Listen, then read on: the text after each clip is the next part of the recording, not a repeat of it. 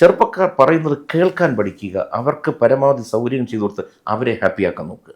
മധ്യവയസ്കർ എന്ന് പറയുമ്പോൾ എന്താണ്, അവർ ഫിനാൻഷ്യൽ ബാക്ക് ബോൺ എന്ന് പറയും, അതായത് ജോലി ചെയ്യുന്നൊരു വിഭാഗമാണ്. അവർക്ക് രാവിലെ ഓഫീസിൽ പോകുന്നതും തിരിച്ചു വരവും വലിയൊരു പ്രശ്നമാണ്.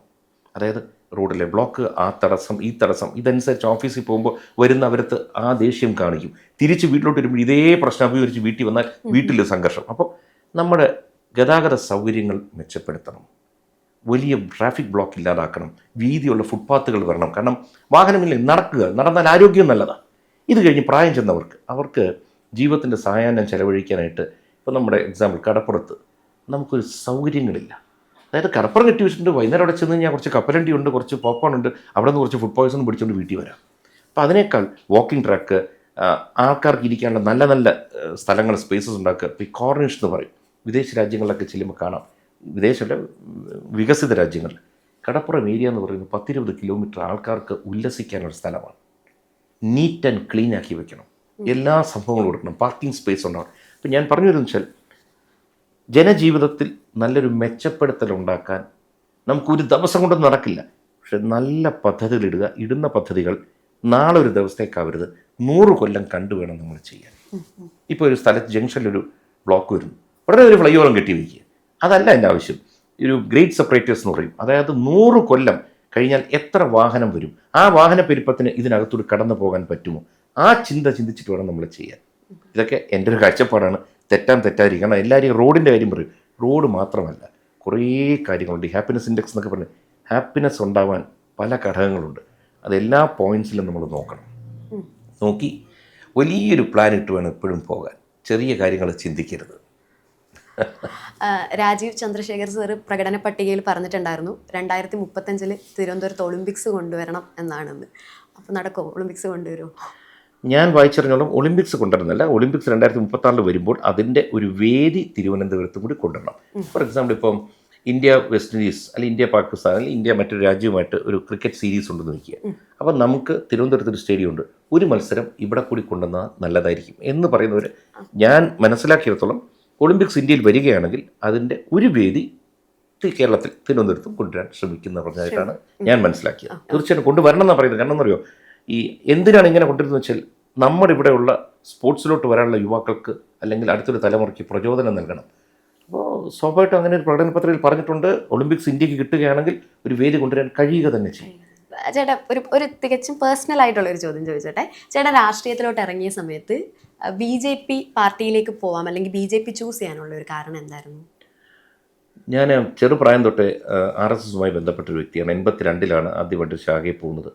അതിനുശേഷം സ്വാഭാവികമായിട്ടും കോളേജിൽ പോകുമ്പോൾ ABVP ആണ്, അത് കഴിയുമ്പോൾ BJP ആണ്. അന്ന് ഇത്രയും ആൾബലമോ സാമ്പത്തിക ബലമോ ഒന്നും ഉള്ളതല്ല പാർട്ടി. അന്ന് അങ്ങനെ ഞാൻ ചിന്തിച്ചു, അങ്ങനെ വർക്ക് ചെയ്തു. അതിനുശേഷം സിനിമയിലും സീരിയലൊക്കെ വന്നപ്പോഴും ഞാൻ പാർട്ടി എവിടെ ഇലക്ഷൻ നടക്കുന്നോ അവിടെയൊക്കെ പോകും. ഇപ്പോൾ 2015-ലായാലും 2020-ലായാലും ഞാൻ ഇവിടുത്തെ എല്ലാ സ്ഥാനാർത്ഥികൾക്ക് വേണ്ടി പ്രചരണത്തിന് പോകുമായിരുന്നു. അന്ന് ഇത്രയും മീഡിയയുടെ സ്ട്രെങ്ത് ഇല്ലാത്തതുകൊണ്ട് അറിയുന്നില്ലെന്നേ ഉള്ളൂ. അങ്ങനെ പ്രവർത്തിക്കുന്ന കണ്ടിട്ടാണ് 2021 പാർട്ടിയുടെ ക്ഷണം വന്നു, പാർട്ടിയിൽ ജോയിൻ ചെയ്യാൻ.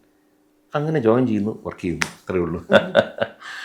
നമ്മൾ യാത്രകളിലേക്ക് വന്നു കഴിഞ്ഞാൽ സർ അത്യാവശ്യം യാത്ര ചെയ്യുന്ന ഒരാളാണ്, ജോലിയുടെ കാര്യത്തിനും രാഷ്ട്രീയപരമായിട്ടും ഫാമിലിയുടെ കൂടെയൊക്കെ. അപ്പം ഈ അടുത്തിടെ യാത്ര ചെയ്തതിൽ ഭയങ്കര അത്ഭുതം തോന്നിയൊരു സ്ഥലം ഏതാ? അല്ലെങ്കിൽ ഇനിയും നമുക്ക് അവിടെ പോകണം എന്ന് തോന്നിയതോ, ഒരു കോർ മെമ്മറി ആയിട്ട് നമ്മൾ സൂക്ഷിക്കുന്ന ഒരു സ്ഥലം? ലോകം മുഴുവൻ നമ്മൾ എവിടെയൊക്കെ സഞ്ചരിച്ചാലും ഒരു കാര്യം പറയാം, ഏറ്റവും നല്ല രാജ്യമായിട്ട് എനിക്ക് തോന്നിയിട്ടുള്ളത് ഇന്ത്യ തന്നെയാണ്. കാരണം ഓരോ സ്ഥലത്ത് പോകുമ്പോഴും അത് ഭൂമിയുടെ ഭാഗം തന്നെയാണ്. എല്ലായിടത്തും ഓരോരോ പ്രത്യേകതകളുണ്ടാവും, ഇല്ലെന്ന് പറയാൻ പറ്റില്ല. ചില രാജ്യങ്ങളിൽ പോകുമ്പോൾ, പ്രത്യേകിച്ച് വെസ്റ്റേൺ വേൾഡിൽ പോകുമ്പോൾ, യൂറോപ്പിൽ പോകുമ്പോൾ വൃത്തിക്ക് വലിയൊരു സ്ഥാനമുണ്ട്. എന്ത് സാധനം താഴെ വീണാൽ വീണെടുത്ത് കഴിക്കാം, അമ്മാരി വൃത്തിയാണ്. അപ്പോൾ അവിടെ ചെല്ലുമ്പോൾ പക്ഷേ അവിടെ അതിൻ്റേതായ പോരായ്മയുണ്ട് വെച്ചാൽ പോരായ്മകളുണ്ട്. അതുപോലെ നമ്മുടെ UK, ലണ്ടൻ പോലത്തെ സ്ഥലത്ത് ചെന്ന് കഴിഞ്ഞാൽ അതിന് എൻറ്റയർലി ഡിഫറെൻ്റായ ഗുണങ്ങളുമുണ്ട്, പ്രശ്നങ്ങളുമുണ്ട്. ഞാൻ പോയില്ലെങ്കിൽ കഴിഞ്ഞ തവണ ജപ്പാനിൽ പിള്ളേരും ഭാര്യയും കൂടി പോയി. അപ്പോൾ അവർ പോയിട്ട് വന്നു, ഞാൻ അടുത്ത കാലത്ത് സഞ്ചരിച്ചാൽ ഏറ്റവും ഇഷ്ടപ്പെട്ട സ്ഥലം സമാധാനം കൊണ്ടും സന്തോഷം കൊണ്ടും വൃത്തി കൊണ്ടും എല്ലാം ജപ്പാനായിരുന്നു പറഞ്ഞു. ഞാൻ പോയിട്ടില്ല എങ്കിൽ പോലും അവർ പറയുമ്പോൾ എനിക്കൊരു പിക്ചർ കിട്ടും. അപ്പോൾ എനിക്ക് തോന്നുന്നു യാത്ര ചെയ്തല്ല എനിക്ക് വളരെ പ്രിയപ്പെട്ടെന്ന് പറഞ്ഞത്, ഞാൻ എൻജോയ് ചെയ്തൊരു സ്ഥലം എന്ന് പറയുന്നത് യൂറോപ്പ് ഞാൻ വളരെയധികം എൻജോയ് ചെയ്ത സ്ഥലം തന്നെയാണ്, ഇല്ലെന്ന് പറയുന്നില്ല. പക്ഷെ ഒക്കെയാണെങ്കിലും ഇന്ത്യക്കകത്ത് ഭാര്യ ഒരു കാര്യം പറഞ്ഞു, ഇത്രയും സ്ഥലങ്ങളിൽ പോയി ഈ എല്ലാവർക്കും സ്നോ ഉള്ള സ്ഥലം, തണുപ്പുള്ള സ്ഥലത്ത് പോകാൻ ഇഷ്ടമാണ് ബേസിക്കലി നമുക്കിവിടെ. നമ്മൾ ചൂട് കാണുന്നവരാണ്. ഭാര്യ പറഞ്ഞു എത്ര സ്വിറ്റ്സർലൻഡിൽ പോയാലും എത്ര അവിടെ പോയാലും കാശ്മീരിനെ വെല്ലാൻ ഒരു സ്ഥലമില്ല. Kashmir is the best place. ഒന്ന് ഭംഗി, ഒന്ന് വിസ്തൃതമായ സ്ഥലം, മൂന്ന് അവിടുത്തെ ആളുകളുടെ ലോക്കൽസിൻ്റെ പെരുമാറ്റം, മൂന്ന് വേറൊരു വിഷയം എക്സലൻറ്റ് ഫുഡും കിട്ടുന്നുണ്ട് വളരെ കുറഞ്ഞ ചിലവിൽ. അതുകൊണ്ട് ഞാനും കാശ്മീരിൽ പോയിട്ടുണ്ട്. എനിക്കും വളരെ പ്രിയപ്പെട്ട ഒരു സ്ഥലങ്ങളിലൊന്നാണ് കാശ്മീർ. ഫുഡിന്റെ കാര്യം പറഞ്ഞല്ലോ, ഫുഡ് ഏറ്റവും ഇഷ്ടപ്പെട്ട ഫുഡ് ഏതായിരുന്നു? അല്ലെങ്കിൽ നമ്മളിങ്ങനെ കഴിക്കാനായിട്ട് ഒരു കൊതി തോന്നുന്ന ഫുഡ് എപ്പോഴും എന്താ? എൻ്റെ ഏറ്റവും ബേസിക് ഒരു സംഭവം എന്ന് വെച്ചാൽ ചപ്പാത്തി ദാൽ അല്ലെങ്കിൽ റൊട്ടി ദാൽ എപ്പോൾ കിട്ടിയാലും ഞാൻ കഴിക്കും. ഞാൻ അരി വലുതായിട്ട് പ്രിഫർ ചെയ്യുന്ന ഒരാളല്ല. നേരെ വിപരീതമാണ് എൻ്റെ ഭാര്യ. 3 നേരവും അരിയാഹാരം കിട്ടിയാലും കഴിക്കും. അഹാനയുടെ പ്രത്യേകത വെച്ചാൽ ഏത് രാജ്യത്ത് പോകുന്നു അവിടെ എന്ത് കിട്ടുന്നോ അതേ കഴിക്കും. അതിന് പകരം ഇഷാനി ഓസിയും ഇങ്ങനെ ഗൂഗിൾ അടിക്കും ഇന്ത്യൻ റെസ്റ്റോറൻറ്റ്. ഞാൻ ഏതൊരു വ്ളോഗിൽ കണ്ടിട്ടുണ്ട്, അവർ കഞ്ഞി തപ്പി നടക്കുന്നത്. അവസാനം കുറെ അരി മാച്ചോടൊന്ന് വീട്ടിൽ തന്നെ പാചകം തുടങ്ങി. ലണ്ടനിൽ താമസിച്ചപ്പോൾ ഒരു രക്ഷയില്ല, അവർക്ക് ഒന്നും പറ്റുന്നില്ല. അതുകൊണ്ട് കുറച്ച് അച്ചാറും മാറ്റി ഇതും മാറ്റി ഇതായിരുന്നു തീറ്റി, കഞ്ഞി. അപ്പൊ പുറത്തു പോയി ട്രൈ ചെയ്തതിൽ ചേട്ടന് ഇഷ്ടപ്പെട്ട ഒരു ഇത് ഫുഡ് ഹാബിറ്റ്സ് എന്താ? ഫുഡ് എന്തൊക്കെയാ? ഞാനും ഏകദേശം അഹാനയുടെ സ്വഭാവമാണ്. എവിടെ ചെല്ലുന്നോ അവിടെ എന്ത് കിട്ടുന്നോ അതങ്ങ് കഴിക്കും. അതാണ് എൻ്റെ ഓസി ഏതൊരു വീഡിയോക്കകത്ത് കോമഡി ആയിട്ട് പറഞ്ഞിട്ടുണ്ട്, എവിടെങ്കിലും ചെന്നിട്ട് എന്തെങ്കിലും ഒരു വലിയ പേര് പറഞ്ഞാൽ അമ്മ അത് കഴിക്കും, പക്ഷെ ഞങ്ങൾക്ക് അത് പറ്റത്തില്ല. അത് ഒരുപാട് കട്ട് വീഡിയോ, ഒരു കോമഡി പോലെ. അമ്മൂന് അവിടെ ചെന്ന് എന്താണെന്ന് പോലും അറിയണ്ട, അവിടെ ഇങ്ങനെ നോക്കും, ഒരു പിടിയും കിട്ടാത്ത സാധനവും വാങ്ങിച്ച് കഴിച്ചു കളയും. അവള് പക്ഷെ എൻജോയ് ചെയ്ത് ഭക്ഷണം കഴിക്കുന്ന ഒരാളാണ്. ടൈം എടുത്ത് നല്ല വൃത്തിയായിട്ട് കഴിക്കും. ഏത് ഭക്ഷണം കൊടുത്താലും ചെറുതിലേ അങ്ങനെയായിരുന്നു. അതേസമയം മറ്റു 3 പേരെന്ന് വെച്ചാൽ പച്ചക്കറി ഇഷ്ടമല്ല, പിന്നെ ശർക്കര അതായത് പായസം കഴിച്ചിട്ടില്ലാത്ത 3 പേരുണ്ട് ഞങ്ങളുടെ വീട്ടിൽ. ഓസി, ഇഷാനി, ഹൻസിക. ഓസി ചെറുതിൽ എന്തോന്നോ വെച്ചപ്പോൾ ഇങ്ങനെ എന്തോ കാണിച്ചു കളഞ്ഞൊരു ആക്ഷൻ. അങ്ങനെ ഇഷാനി തൊട്ടില്ല. ഹൻസിക വളർന്നു വന്നപ്പോൾ ഇഷാനി എന്തോ കാണിച്ചു കൊടുത്തു, കഴിക്കലടാ എന്ന് പറഞ്ഞു. അവർ കഴിച്ചിട്ടേ ഇല്ല. അപ്പം അതുപോലെ തന്നെ നമുക്കിപ്പം കണക്ട് ചെയ്യാൻ പറ്റും.